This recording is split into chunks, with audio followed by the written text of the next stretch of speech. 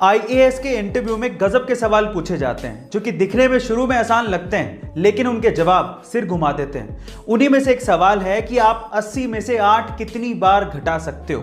सवाल को ध्यान से सुनेगा। 80 में से 8 आप कितनी बार घटा सकते हो, यह सवाल था। और अगर आपका जवाब भी 10 है तो आप भी गलत है। एक्चुअली ज्यादातर लोग इसका जवाब 10 ही देते हैं, लेकिन इसका सही जवाब है 1। एक्चुअली अगर आप 80 में से एक बार 8 घटा दोगे तो आएगा 72। अब अगली बार 8 आपको 72 से घटाना है, 80 से नहीं। इसलिए 80 में से 8 आप एक ही बार घटा सकते हो। गाइस, आपको ये इंटरेस्टिंग सवाल कैसा लगा कमेंट सेक्शन में जरूर लिखेगा। कभी कभार किसी को कोई चीज फ्री में या किस्मत से या बिना मेहनत के मिल जाती है तो वो उसकी वैल्यू नहीं करता, बाद में वो उसे गवा देता है और फिर पछताता है। उसी में से एक चीज है पैसा, जिसे अगर आप मेहनत से कमाओगे तभी आप उसकी कीमत समझ पाओगे। एक्चुअली हुआ कुछ यूं कि सन 2002 में एक 19 साल के कूड़ा उठाने वाले लड़के की 80 करोड़ रुपयों की लॉटरी लग गई। अब किस्मत तो खुल गई थी, लेकिन वो इन पैसों को संभाल नहीं पाया, उसकी कीमत को समझ नहीं पाया और उसने ये सारा पैसा जुए में, नशे में और ऐशो आराम में गवा दिया। और बाद में वही लड़का फिर से कूड़ा उठाने लगा। अब यहां पर सीखने लायक बात क्या है जानते हैं? यहां पर सीखने लायक बात यह है कि पैसा आना इंपॉर्टेंट नहीं है, पैसे को संभालना और उसे बढ़ाना बहुत इंपॉर्टेंट है। आपको यह सलाह कैसी लगी कमेंट सेक्शन में जरूर लिखेगा। और अगर आप बाइक लवर्स हैं तो आप रॉयल एनफील्ड के क्रेज से जरूर वाकिफ होंगे। लेकिन क्या आपको पता है कि जब 1993 में आइशर मोटर्स ने रॉयल एनफील्ड को खरीदा था तब वो एक लॉस मेकिंग कंपनी थी और अगले 5 साल तक लगातार लॉस में ही रही, जिस वजह से कंपनी बंद होने की कगार पर थी और आइशर मोटर्स उसे बेचना चाहता था। लेकिन तब के एमडी सिद्धार्थ लाल, जो कि खुद बाइक्स के बहुत बड़े शौकीन थे, उन्होंने बोर्ड ऑफ डायरेक्टर से एक और चांस मांगा और उसके बाद रॉयल एनफील्ड में कुछ मॉडिफिकेशंस किए और खुद से कई 100 किलोमीटर इंडिया में रॉयल एनफील्ड से घूमे ताकि इंडिया में बाइक्स का क्रेज फिर से शुरू किया जा सके।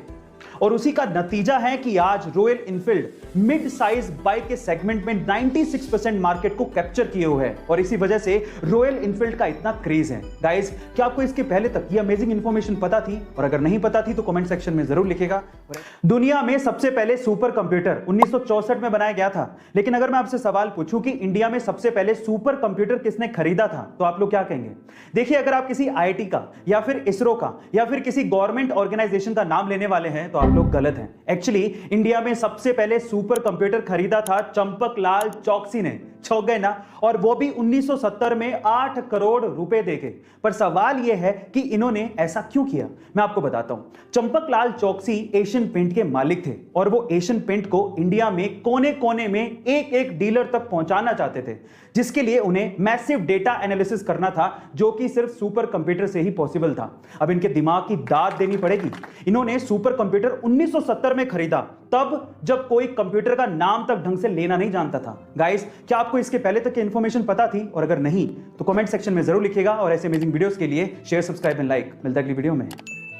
टोक्यो ओलंपिक 2020 में 12 साल बाद इंडिया के लिए गोल्ड मेडल जीतने वाले नीरज चोपड़ा पर पैसों की बारिश तो हो ही रही है, लेकिन इसके अलावा उनकी ब्रांड वैल्यू भी काफी ज्यादा इंक्रीज हो गई है। ओलंपिक में गोल्ड मेडल जीतना कोई छोटी बात नहीं होती और अपने इसी एक गोल्ड मेडल के दम पे आज नीरज चोपड़ा विराट कोहली को भी टक्कर दे रहे हैं। गाइस, नीरज चोपड़ा इंडिया के पहले ऐसे ट्रैक एंड फील्ड एथलीट बन गए हैं जिन्हें गैटोरेड पेप्सिको का एंडोर्समेंट मिला है। इसके अलावा बड़ी बड़ी कंपनियां उन्हें एंडोर्समेंट के लिए अप्रोच कर रही हैं। इससे तो एक कहावत याद आती है कि अगर आप अच्छा भागोगे तो लोग आपको जूते भी देंगे, लेकिन अगर आप ये कहोगे कि आप मुझे जूते दो फिर मैं अच्छा भागूंगा तो लोग आपको कुछ भी नहीं देंगे। गाइस, इसीलिए कहते हैं कि मेहनत करो और अपने दम पर वो सब चीजें पाओ जो आप चाहते हो। गाइस, अगर आपको भी डैंड्रफ और हेयर फॉल की शिकायत काफी ज्यादा है तो मेरे पास इसके लिए घरेलू उपचार है। अगर आप वो करते हैं तो आपकी समस्या काफी हद तक दूर हो जाएगी। इसके लिए आपको बीट रूट यानी कि चुकंदर लेना है और उसे पानी में डालना है और उसके बाद उस पानी को बॉईल करना है। उस बॉइल्ड वाटर को आपको अपनी स्कैल्प यानी खोपड़ी पे लगाना है और उसके बाद उस सिर को कम से कम 1 घंटे तक रखना है और उसके बाद अपने बालों को धो लेना है। ऐसा करके आपके बाल बहुत स्ट्रांग हो जाएंगे और इसके अलावा आपका हेयर फॉल और डैंड्रफ का प्रॉब्लम भी सॉल्व हो जाएगा। गाइस, आपको ये बालों का हेल्थ टिप कैसा लगा कमेंट सेक्शन में जरूर लिखिएगा। रोबोट्स यानी कि आर्टिफिशियल इंटेलिजेंस का इस्तेमाल इतना ज्यादा हो गया है कि हमें ये अब डर लगने लगा है कि कहीं रोबोट्स मानव जाति को नुकसान नहीं पहुंचा दें और उसके बहुत सारे एग्जाम्पल्स देखे भी गए हैं। सन 2011 में वैज्ञानिकों ने एक रोबोट बनाया था और जब उस रोबोट से पूछा गया कि कहीं रोबोट मानव जाति पे राज तो नहीं करेंगे, तो रोबोट ने पता है क्या जवाब दिया? रोबोट ने कहा कि चिंता मत करो, हम तुम लोगों को चोट नहीं पहुंचाएंगे, सिर्फ कैद करके रखेंगे। जैसे ही वैज्ञानिकों ने यह बात सुनी, उन्होंने तुरंत रोबोट को बंद कर दिया, उसे तुरंत शट डाउन कर दिया। गाइस, क्या आपको भी ये लगता है कि रोबोट हमारे लिए खतरा हो सकते हैं? कमेंट सेक्शन में जरूर लिखिएगा। अभी तक पेट्रोल और डीजल के व्हीकल्स ही सबसे ज्यादा चलते आ रहे हैं, लेकिन धीरे धीरे इलेक्ट्रिक व्हीकल्स का क्रेज बढ़ते जा रहा है और ऐसा कहा जा रहा है कि आने वाले समय में इलेक्ट्रिक व्हीकल्स पेट्रोल और डीजल से चलने वाले व्हीकल्स को पूरी तरह से रिप्लेस कर देंगे। लेकिन फिर उनका क्या, जिनको पेट्रोल की स्मेल बहुत अच्छी लगती है? जी हां गाइस, ऐसे बहुत से गाड़ियों के ओनर और ड्राइवर्स हैं जिन्हें पेट्रोल की स्मेल बहुत अच्छी लगती है। तो उनके लिए फोर्ड ने एक स्पेशल तरह का परफ्यूम निकाला है जिसमें से पेट्रोल की स्मेल आती है, जिसका नाम भी फोर्ड ने फोर्ड मस्टैंग मैक ईयू रखा है। गाइस, ये स्पेशली उन इलेक्ट्रिक व्हीकल ओनर्स या ड्राइवर्स के लिए बनाया गया है जिन्हें पेट्रोल की स्मेल अच्छी लगती है और वो पेट्रोल की स्मेल को मिस करते हैं। गाइस, आपको ये इंटरेस्टिंग परफ्यूम कैसा लगा? कमेंट सेक्शन में जरूर लिखिएगा।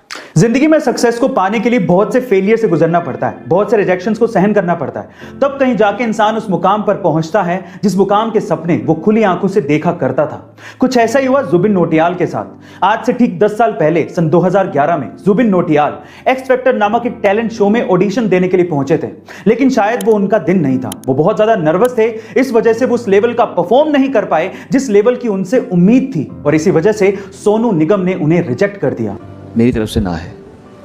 लेकिन उन्होंने रिजेक्शन को पॉजिटिवली लिया, अपनी आवाज पे काम किया, रियाज किया, बहुत मेहनत की, और तब कहीं जाके वो उस मुकाम पर पहुंच गए हैं जहां पर आज उन्हें किसी इंट्रोडक्शन की जरूरत नहीं है। उनकी आवाज का जादू सर चढ़कर बोल रहा है। गाइस, क्या आप भी जुबिन की आवाज को उतना ही पसंद करते हैं जितना कि हम? कमेंट सेक्शन में जरूर लिखेगा।